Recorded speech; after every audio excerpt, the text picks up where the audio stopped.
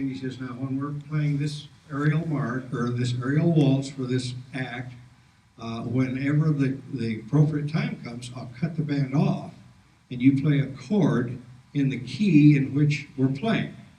Because, ta-da, that's the end of the act. And he says, as we're rehearsing this, I'll do this a time or two. So we were playing along and Karl cuts the band off. And one of these young French horn players, I don't know whether they were either in high school or just barely out of high school, played on through. Well, Karl wasn't really excited about that, but he explained that this is not the way it's done. When I cut you off, you stop, you pay attention, and then you play the chord. So we'll do it again. So we're going along, stop again. Same person, same way, played through again. This time Karl was not so kind.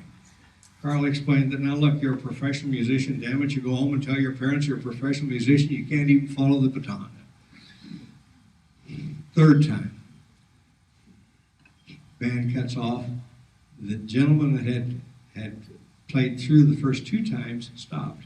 The other person played through. Just this quick, Karl looked at him and says, don't you honk through, that's his job.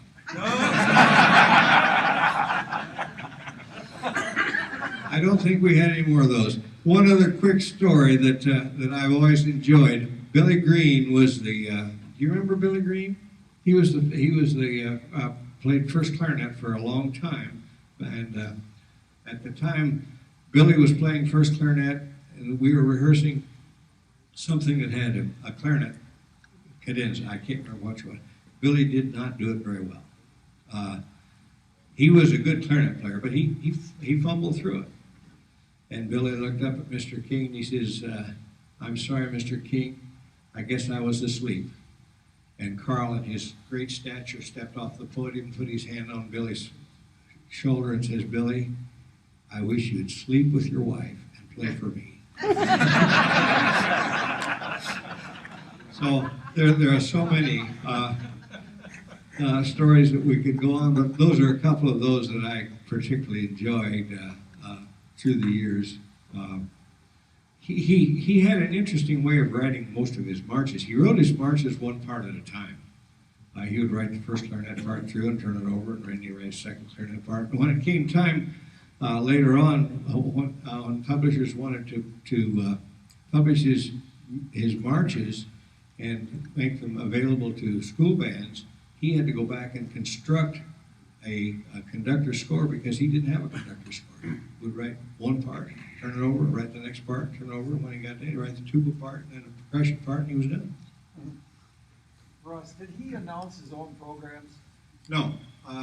In fact, the program announcer that has announced the King Band programs is still announcing. His name is Dwayne Olson. Ole Olson is probably, I would say, well, he's older than I am.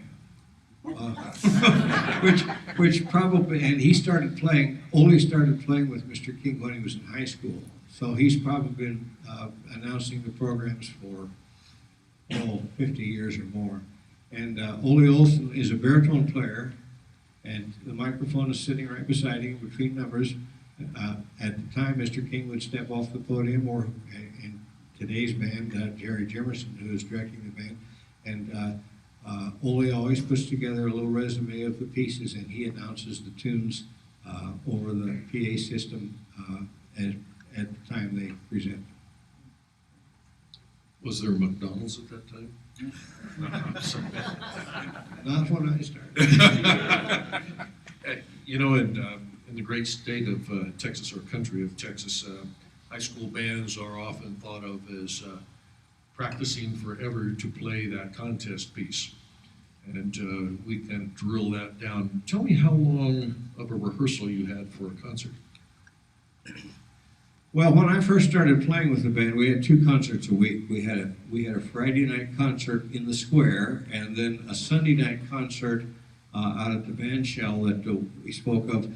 And I might say a word about the band shell. The band shell in Fort Dodge was a product of the WPA back in the 1930s, and it was an award-winning design at a World's Fair. I believe it was in Denmark, and Mr. King and the band manager along with some of the other influential people of Fort Dodge, determined that this is something that the Fort Dodge community should have.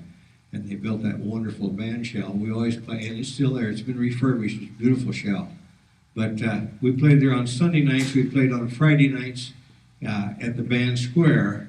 Later on, the Friday night concert was canceled. But in my early years of playing, we rehearsed on Thursday nights for the two concerts. And the rehearsal would not last usually over an hour to an hour and 10 minutes. Oftentimes we would start with the King March and we would play through about the first string and he'd say, "Oh, it's all right, you can play that." And then we would spend some time with the overture and the other pieces and line it up. But we would rehearse probably not over an hour to an hour and 15 minutes for the two concerts that followed. If you couldn't read the part, he didn't want you in the band. Joe, you had another letter that you would like to share with us? Yeah, this is a little off the subject. Before we leave Karl King, let me just say this: that if you've not seen this book that's here, okay, it's here for sale. It is just a remarkable book, and this will kind of give you a real idea, a real peek into the personality and the accomplishments, achievements of Karl King. He loved the band movement. He loved Iowa. There's no reason in the world why Karl King would have ever moved back to Iowa, other than the fact that he found that was just a delightful place to live. He had been on the road most of his life. He was an extraordinary euphonymist, and became a leader of the bands that he was associated with. Ultimately, ending up with Barnum and Bailey's circus, and he left that and retired to Fort Dodge. He had good friends in Fort Dodge, people like C.L. Barnhouse, who in the back of his old pickup truck would carry boxes of music and go through the gravel roads of Iowa, from Oskaloosa to other points in the state, selling music. And Karl didn't feel as though that he could sell his music fast enough, so Karl started the King House, and that was extraordinary. But what a great experience that I had in that situation.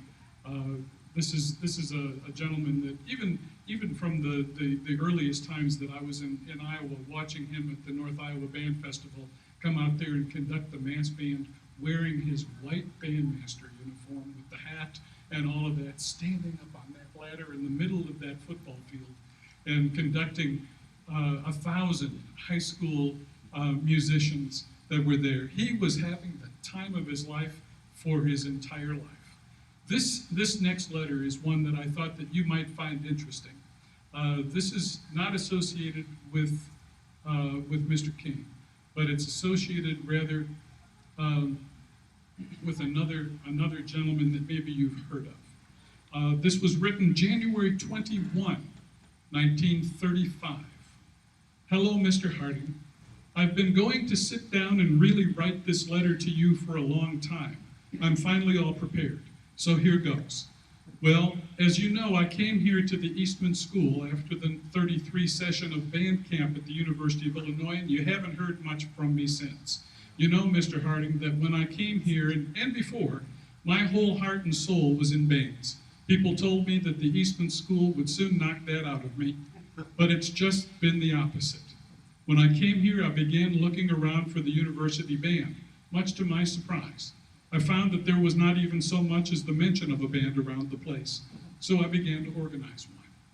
That year, the university hired an orchestral man to do the job, and he just didn't have any interest in the movement, and the football band was put under my leadership, and as you can well imagine, the first season was not such a corking good one.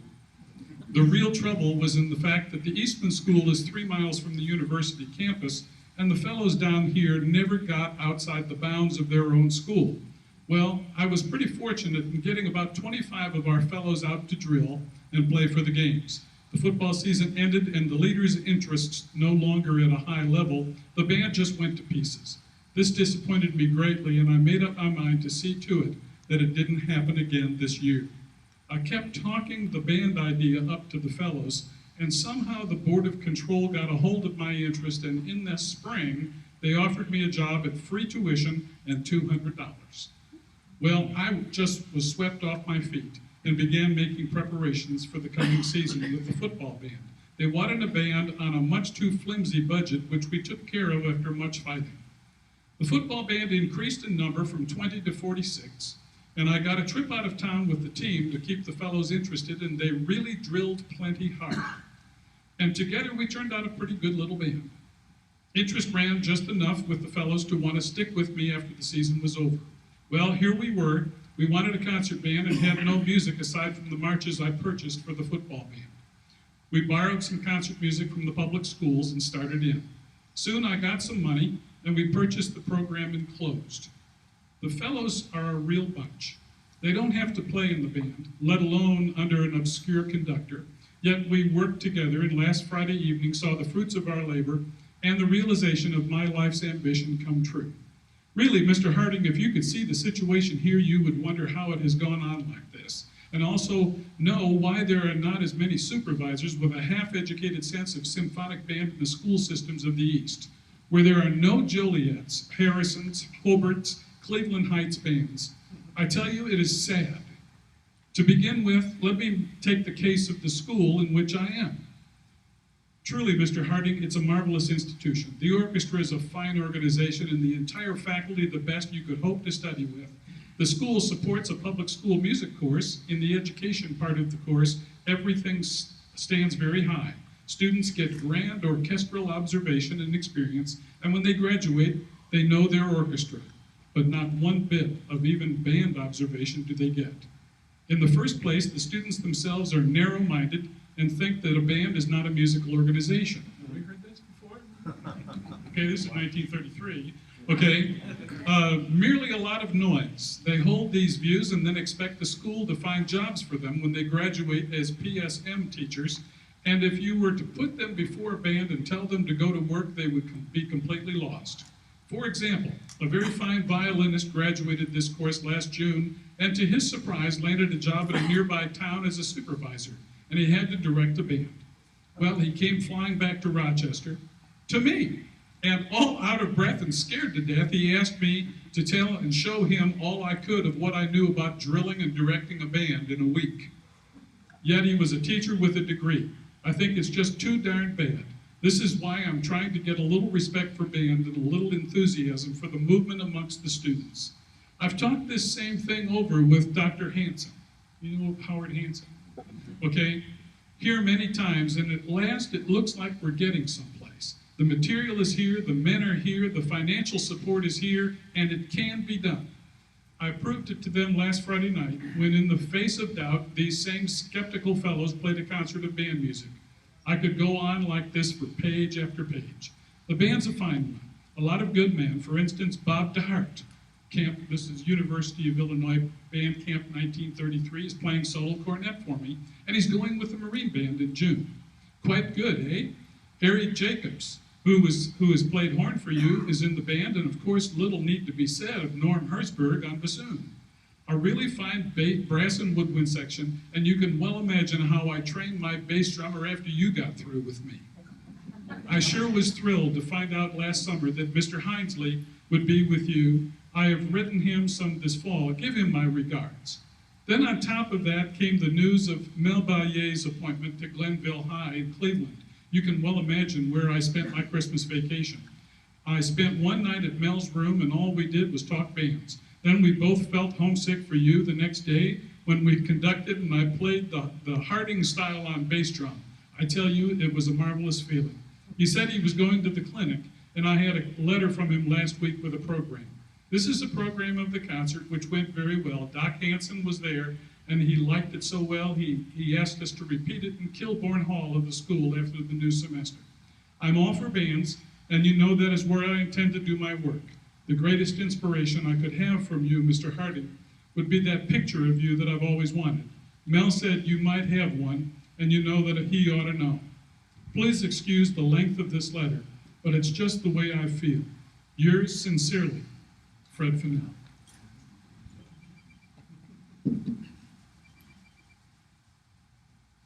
Wow. Some, some things never change in terms of perception. Let's use that letter as a segue, if you would, please, gentlemen, into some of the earlier years in school bands with Frederick Fennell and Harry Vision, et cetera. Could you share us any stories or any concepts, perceptions, alibis, lies, anything else that you might have? Well, I don't know, but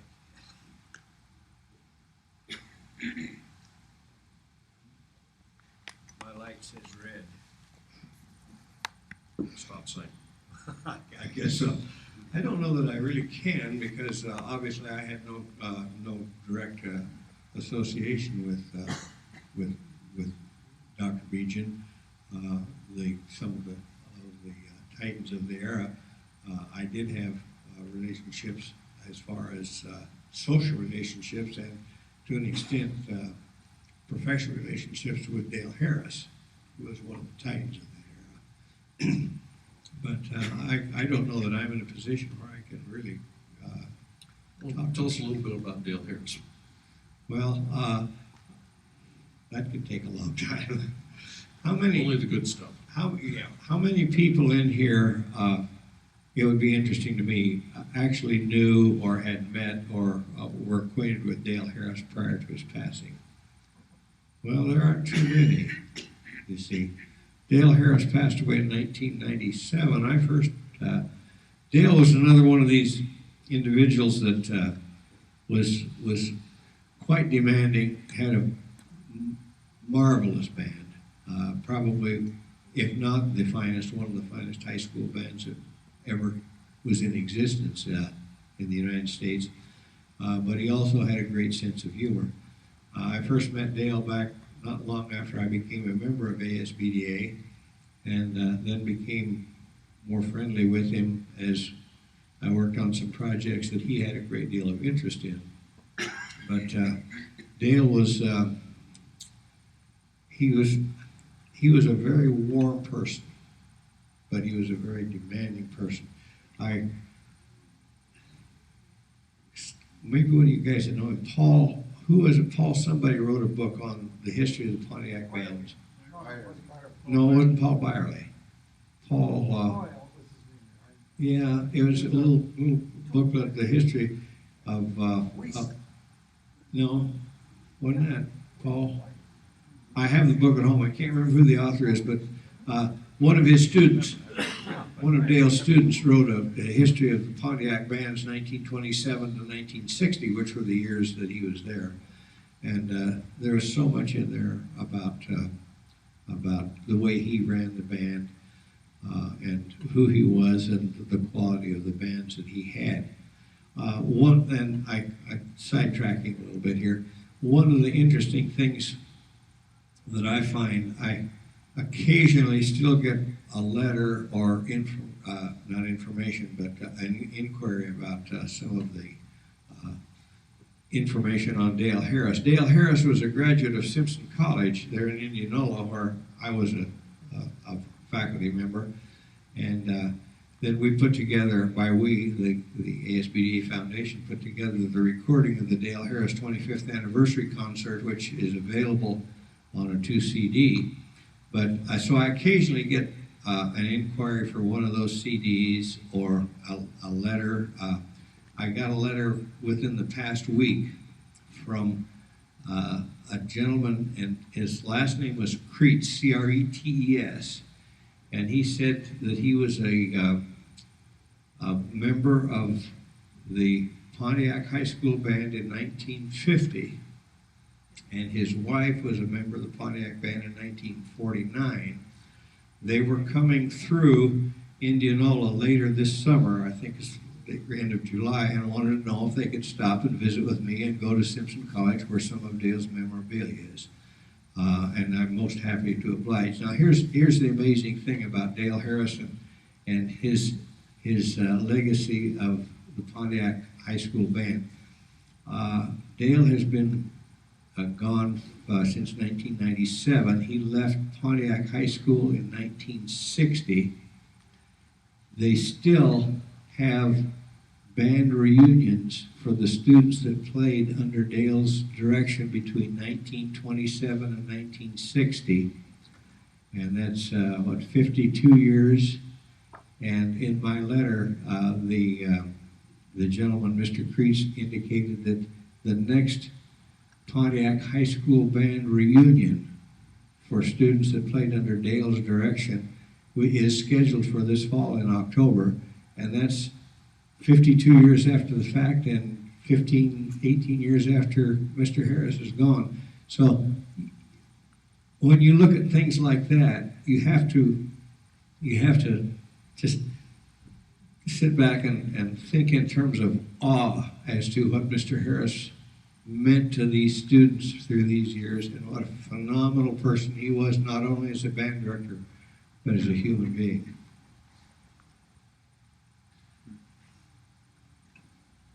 Let me just say this. First of all, I think most of us in this room probably have had extraordinary experiences, and we don't even realize it. I was born and raised in the Chicago area, and I went to high school there in Park Ridge, Illinois. I got a lot of interest in playing clarinet, and I worked at doing that, and I finally got to the point where I could go and audition for the North Shore Band of Wilmette. I made the band, and I didn't realize that John Painter was that big a thing. I thought John Painter was just the conductor of the North Shore Band, and he did something at Northwestern. He took a sabbatical, and I was a little upset about that because I'd only been there for a rehearsal or two before he said he was going to be gone for a year because he was going to France. But we'll have a substitute, and I thought, another substitute conductor, who's this going to be? And it turned out to be an old guy by the name of Glenn Cliff Bainham. I didn't go to school at Northwestern, but rather I went to Des Moines, Iowa, and went to Drake University, and I worked with Don Marculia. I married his daughter, by the way. Probably the only way I could get through school. That's not true. That's not true. She's the love of my life. The fact of the matter is that the stories that you start looking back at, and you start making these links, and what that represents. When you look at the situation where Ross and I, we played in the same band for a year and a half, and didn't even know it until today. Okay? So, I mean, when you're only in rehearsal once a week for an hour and 15 minutes, you don't really have a whole lot of social life, especially when you're in the glow of a Karl King. Okay? So, you know that there are things that are there. I think that we've got to seek out those things. All right? If an example outside of the field. Imagine my surprise, okay, when I found out that a high school classmate, 2 years older than me, okay, but nonetheless, one that went to high school, we were in musicals together, married Bill Clinton, okay, and Hillary Rodham Clinton. Hillary Rodham was in our high school. We did Oklahoma together. She was in the chorus. I was in the pit. Okay, she was on the synchronized swim team. The whole thing. I had no idea. Her father, Hugh Rodham, was the chairman of the Cook County Republican Party. Okay, which is quite small in Cook County. But yeah, it was Hugh and one other person. But the fact of the matter is we're surrounded by a wealth of experiences that we've had in our lives that many times we discount. And I think that those are the things that we need to go back and really start to value. You're members of the ASBDA, and you didn't get there by accident. That this is something that you got here by achievement and by connection. All of the students that I teach in my conducting classes and music ed classes at Tennessee Tech University, that those kids hear from me all the time. You need to count on talking to the old folks. You need to sit down, shut up and listen. Don't talk, just listen, and you're going to learn a lot. Because they're the ones that are going to give you what you need. You know, at the Naval School of Music, they have a warrant officer conducting program that lasts about 6 weeks. Is that about right? It's longer. Okay, a little longer than that. Okay, but at the graduation, that that hearing someone say, congratulations to all of you, you've managed to make it through the program, you have just enough ability right now to survive the first day. And that's the same thing with our bachelor's degrees. We're sending out babes to the wolves that they're going out there. They haven't got a clue what they're going to be facing. Okay, we just heard Lance LeDuc talking about that this stuff we do, this is hard. What are these people, crazy? I've got to find a job that is a little easier than this. Well, the situation is very much with us as our profession, that we have experiences about the history of the bands. And friends, in my estimation, if we don't go back and dig that up, our institutional memory is going to evaporate. Okay, Fred Fennell was talking in 1933 about how public school music teachers didn't know what the hell they were doing. Well, you know what? It's not changed a lot. We could say that same thing, can't we? Okay, so we've got to do what we can to be a part of that. And if someone comes up to you and says, hi, my name is Little Joe Herman. I just graduated with my bachelor's degree. I'd just like to sit on your couch and listen to you. Okay, say yes. Let them buy you beer or whatever. But the fact of the matter is that it's an extraordinary profession with an incredible history. Are there any questions of us? I'd like to make a comment. The University of Illinois Band was founded as an adjunct to ROTC training because the federal government required that every land-grant college have military training for the male student members of the university. So the School of Music at the University of Illinois, having no regard for bands, didn't want to deal with it, and they passed it on to an engineering student named Albert Austin Harding. So he got the thing started out of necessity, like Freddie Fennell did in Eastman.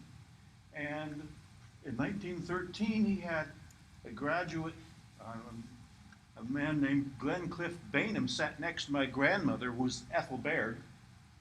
And Glenncliff Bainham played a marimba solo at their graduation ceremony.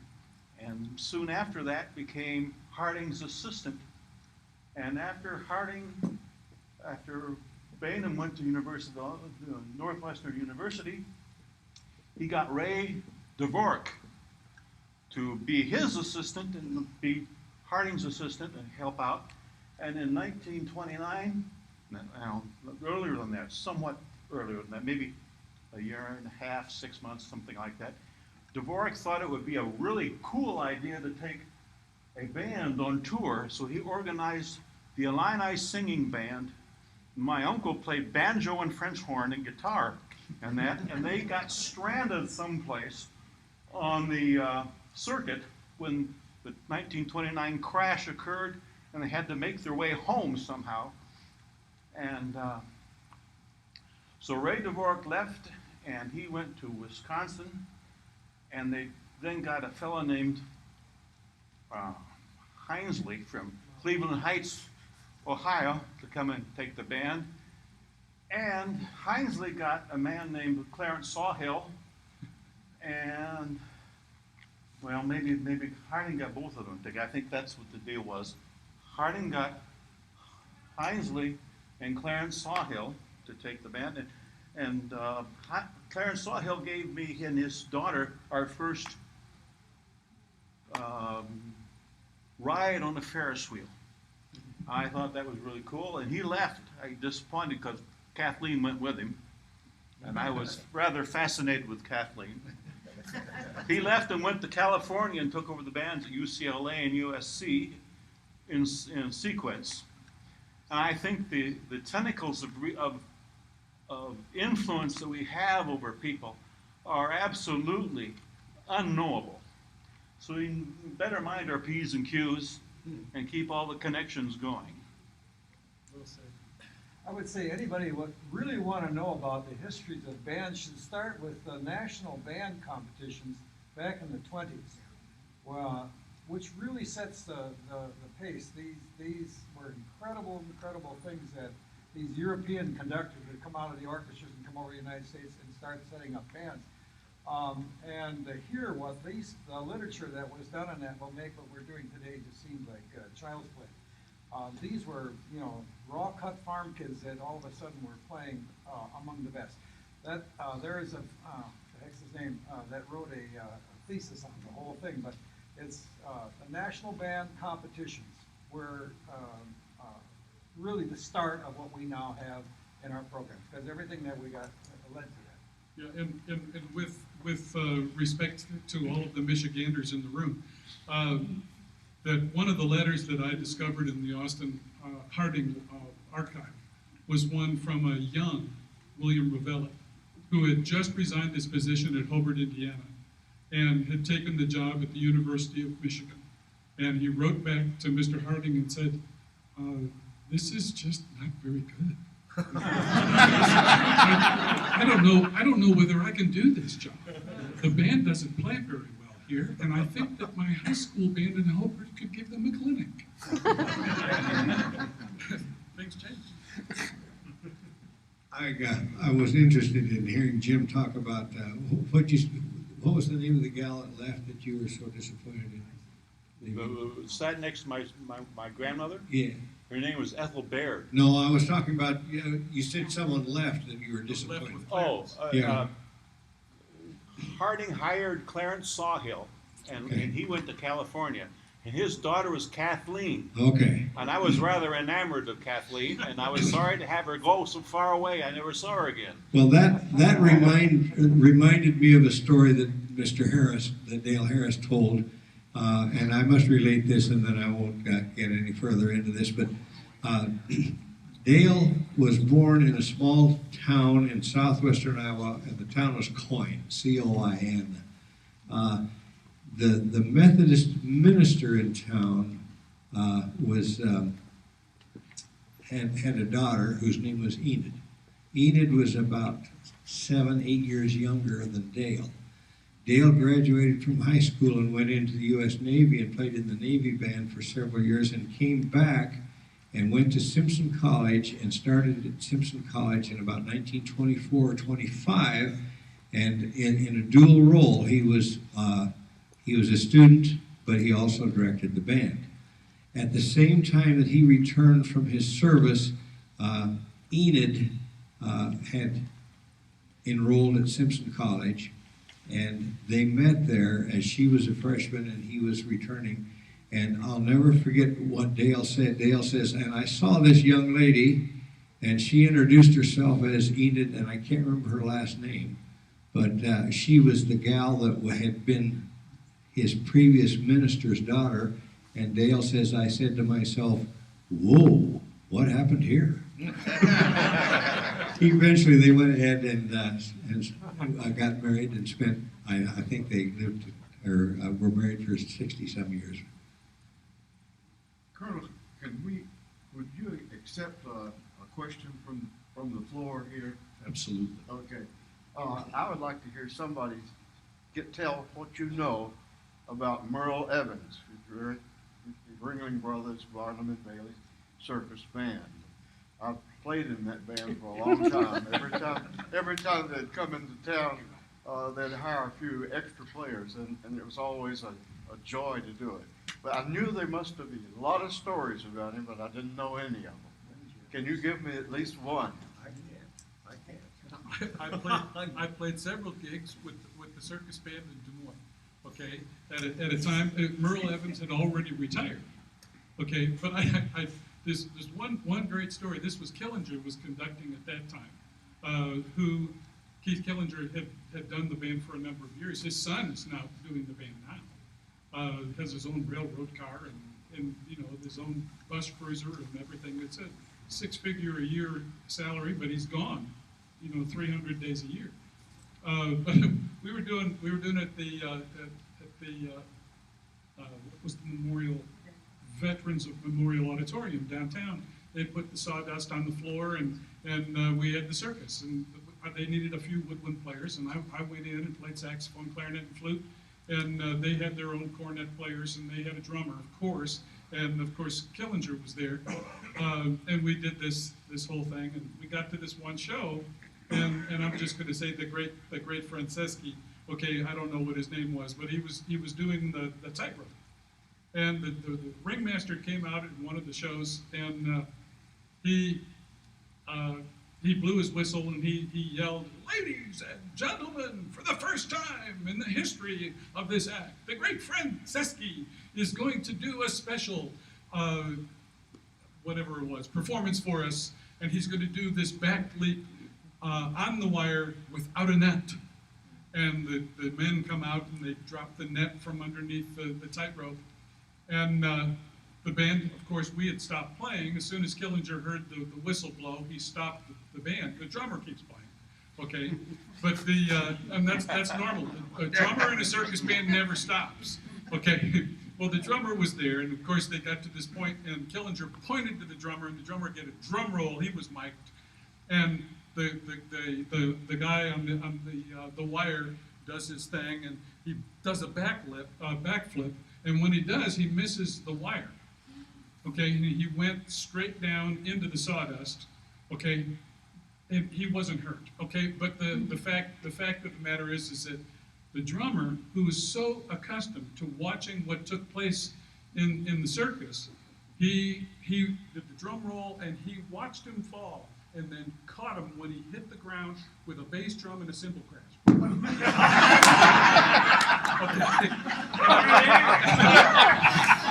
And then he just blushed. What have I done? Of course, the band is going. Killinger said, "Let's play. We gotta play." Well, the clowns come out, and they get the stretcher and put the guy on the stretcher and take him up. Well, we can't form an embouchure. And the drummer's just going, I'm sorry. I'm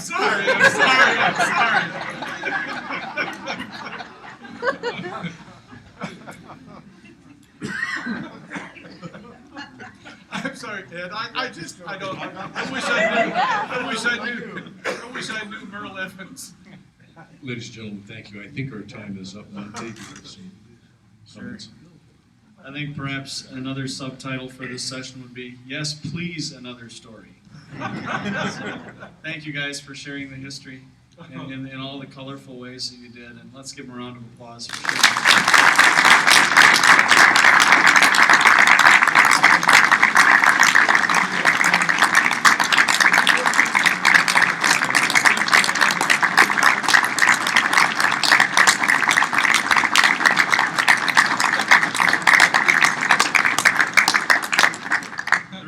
Afternoon, we have the How to Prevent Hearing Loss clinic going on next door. As soon as we're in there, she's delayed and waiting. Exactly. She's delayed and waiting for us.